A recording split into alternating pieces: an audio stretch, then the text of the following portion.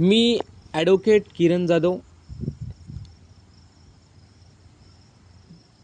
भारत आणि भारतातील शेतीप्रधान व्यवस्था ही खरोखर कौतुकास्पद होती असं मला वाटतं. मागच्या अनेक वर्षापासून भारत हा कृषीप्रधान देश आहे. 70 ते 75% भारतातील लोकसंपदा ही या कृषी संपदेवरती अवलंबून आहे. आत्ताच मी एका विहिरीवर आलो आहे. मला वाटतं ही विहीर मागच्या 30 ते 40 वर्षापूर्वी बनवली, पण हिची रचना बघा. गाव जवळ आहे आणि गावातील लोक या पाण्याचा वापर करतील.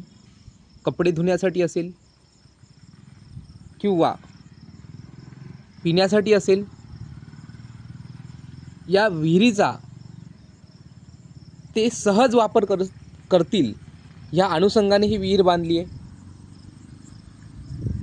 विहिरीच्या आजूबाजूला झाडे आहेत, म्हणजेच वनसंपदा ही सुद्धा इथे जपल्या गेली आहे. त्याचप्रमाणे तुम्ही बघू शकता, अलगदपणे विहिरीच्या आजूबाजूला गवत आहे. छोटी मोठी झाडं सुद्धा आपल्याला दिसत आहेत. खऱ्या अर्थाने जे जलचक्र आहे, जलजीवनचक्र आहे, छोट्या जीवांची जे छोटे जीव जे जगत आहेत, किड्यांपासून तर मोठ्या प्राणी पक्षी आणि माणसांपर्यंत, ही खरी व्यवस्था आपल्याला प्राचीन भारतात दिसते.